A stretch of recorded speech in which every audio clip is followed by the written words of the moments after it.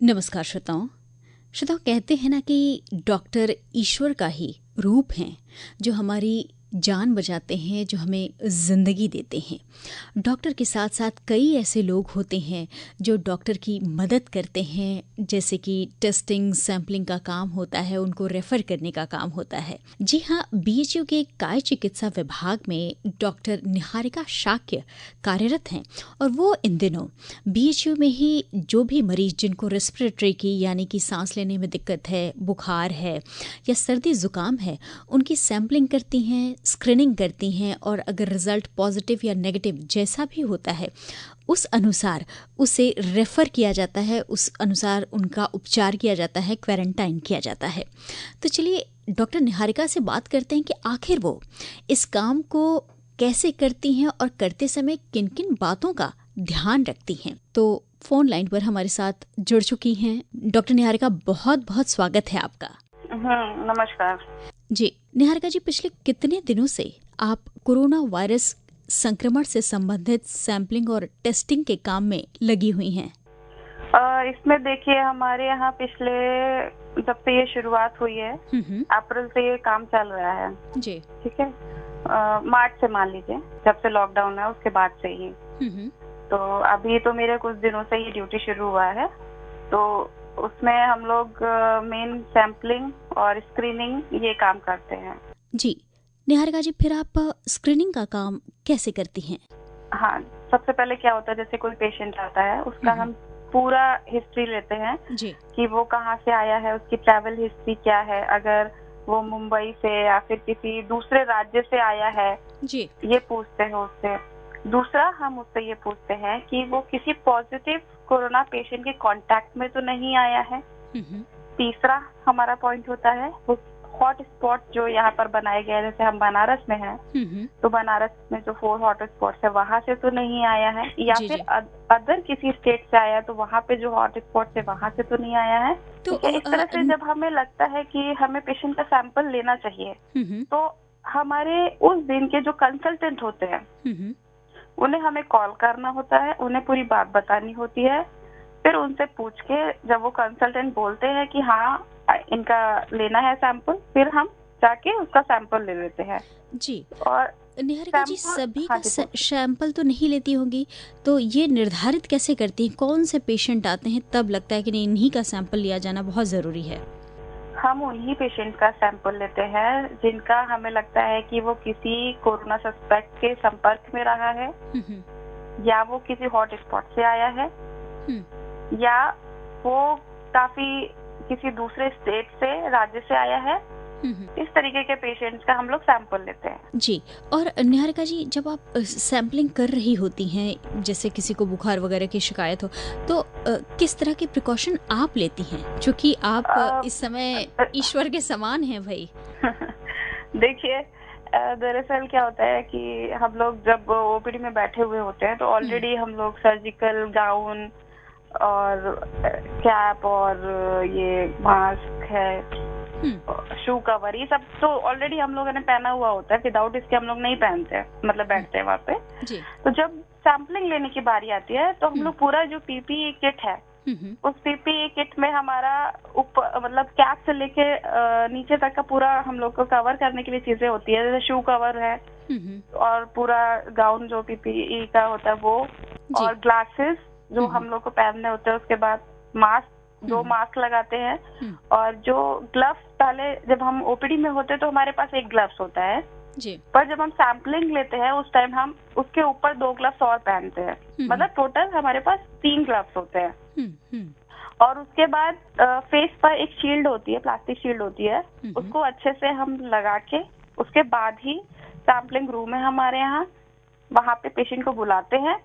वहाँ पे एक ओरल रूट से सैम्पलिंग ली जाती है और एक नेजल रूट से। जी। तो हम लोग 2 जगह से सैम्पलिंग लेते हैं। सैम्पलिंग करने के बाद हम पेशेंट को बाहर बिठा देते हैं। उसके बाद जो भी हमने पहना होता है पीपीई किट पूरी, उसको पूरा हम चेंज करते हैं। उसके बाद पूरा जो हमने गाउन जो पहले पहना होता है वो पूरा चेंज करते हैं। उसके बाद फिर से fresh new gown, gloves, mask, फिर से पूरा फ्रेश पहनते हैं। निहारिका जी, जब इतनी सारी चीज़ें आप बता रही हैं कि 3-3 ग्लव्स वगैरह होते हैं, पीपी किट में बहुत सारी चीज़ें होती हैं, शील्ड होती है, प्लास्टिक कवर्स होते हैं, दिक्कत नहीं होती है उस समय तक जितनी देर तक आपको पहनना होता है? हाँ जी, देखिए, एक तो फॉग बहुत ज्यादा बनता है जब हम पूरा ग्लासेस लगाते हैं और पूरा कवर कर लेते हैं अपना, को दिखाई भी बहुत कम देने लगता है, विजिबिलिटी बहुत कम हो जाती है उस टाइम जी। तो दिक्कत तो होती है, पर ये है कि काम है, करना तो पड़ेगा ही। जी जी। और जब आप घर लौटती होंगी तो किस तरह के प्रिकॉशन लेती हैं ताकि घर वाले सुरक्षित रहें? हाँ जी, जब घर लौटती हूँ तो मैं अपने हस्बैंड को पहले से ही बोल देती हूँ कि गेट खोलने के लिए तैयार रहें।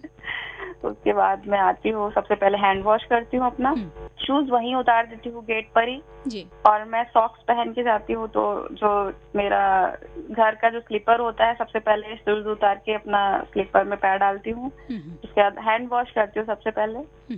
फिर उसके बाद मेरे हस्बैंड खड़े रहते हैं जब तक मेरा पूरा सैनिटाइजेशन नहीं हो जाता। मेरा मोबाइल सैनिटाइज करवाते हैं, जो भी मेरा पर्स, मैं रोज अपना पर्स धुलती हूँ। जी, ये सारी चीजें करनी होती हैं तब आप घर में प्रवेश करती हैं। जी हाँ, चश्मा वगैरह जो भी मेरे पास होता है, मैं मतलब वो सब मैं सैनिटाइज करती हूँ और फिर तुरंत नहाती हूँ, बाल धुलती हूँ और कपड़े में सारे के सारे पानी में डाल देती हूँ। पहले से मेरे हस्बैंड गर्म पानी में डेटॉल डाल के और वॉशिंग पाउडर डाल के रखते हैं। जी, तो जी। उसमें पूरा हम डाल देते हैं। जी। फिर से अगली सुबह फिर जब ड्यूटी लगती है तो फिर से ये कामकाज, सैम्पलिंग, उसके बाद जो टेस्टिंग है, स्क्रीनिंग वगैरह शुरू हो जाती है। तो जब आपके जो कंसल्टेंट हैं वो कहते हैं कि नहीं, इनका जो वो आपने कहा सलाइवा वगैरह लेना है, ब्लड वगैरह है, तो जब केसेस पॉजिटिव आ जाते हैं सपोज करिए, तो फिर उसके बाद का क्या स्टेप होता है, क्या मेजर्स लेते हैं आप लोग?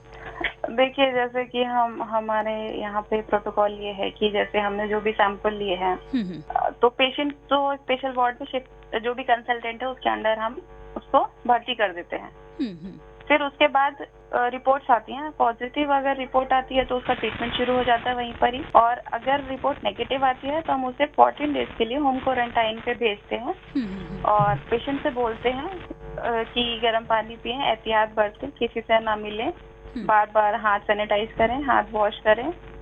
ये सारी प्रिकॉशंस हम पेशेंट को लेने के लिए बोलते हैं। जी, अगर रिपोर्ट पॉजिटिव आती है तो उनके साथ क्या स्पेशल वार्ड में शिफ्ट करते हैं? हाँ जी, उनको फिर शिफ्ट करके जहाँ पे कोरोना का ट्रीटमेंट होता है वहाँ पे फिर उनका पूरा ट्रीटमेंट शुरू करा जाता है। जी, और ट्रीटमेंट के बाद जो विशेषज्ञ होते हैं, ऑक्सीजन वगैरह है, जी हाँ, फिर वो अगर उन्हें नेसेसरी है, ऑक्सीजन है तो वो दिया जाता है। वैसे भी जब हम स्क्रीनिंग करते हैं तो हमारे पास ऐसे बहुत से पेशेंट आते हैं जिन्हें हमें डायरेक्ट आईसीयू भेजना पड़ता है। तो ऐसे पेशेंट्स को हम यहाँ पर SARI, severe acute respiratory infectious ICU बना हुआ है जी। तो हम अपने कंसल्टेंट को पूछते हैं कि उन्हें आईसीयू में भेजना है, उनको रेस्पिरेटरी डिस्ट्रेस हो रहा है, तो उनका तुरंत हम सैंपल लेते हैं और फिर उनको तुरंत हम आईसीयू वार्ड में शिफ्ट कर देते हैं। जी, निहारिका जी, लोग इन दिनों डरे हुए हैं, तो आप क्या कहेंगी? सतर्क रहने की जरूरत है, डरने की तो नहीं ना? तो सतर्कता कैसे बरती जा सकती है? डरने की आवश्यकता नहीं है लोगों को, सतर्क रहने की आवश्यकता है जी। कि कोई भी अगर बाहर निकल रहा है, अगर सब्जी भी लेने जा रहा है, कुछ भी लेने, तो आके एक तो तुरंत नहा ले, ठीक है, या तो हैंड सैनिटाइज करे, सब्जियों को बेकिंग सोडा में डुबा के रखे, जो हम भी ये सब करते हैं। हाँ, तो वो बहुत जरूरी है। बार बार हाथ धुलने हैं, किसी भी बाहर की चीज को टच करा है तो हाथ धुलने हैं। सर्दी, जुकाम, खांसी कुछ भी उनको लक्षण है तो तुरंत हॉस्पिटल आके दिखाना है। और इसमें हिचकना नहीं है कि मुझे सर्दी खांसी क्यों हो गई है। हाँ, ये भी एक बात है कि पेशेंट को जब हम बोलते हैं, हाँ, और एक बात मैं आपको बताना भूल गई। जरूर जरूर कि जैसे जब हम पेशेंट को एडमिट मतलब अगर हमने किसी का सैंपल लिया है तो हमें उसको एडमिट ही करना पड़ेगा फॉर 24 आवर्स। ये मतलब कंपल्सरी है फॉर ऑल द पेशेंट्स। जी, आपने ऑल इंडिया रेडियो विविध भारती से बातचीत की, इसके लिए हम आपका तहे दिल से शुक्रिया अदा करते हैं। जी, बहुत बहुत धन्यवाद।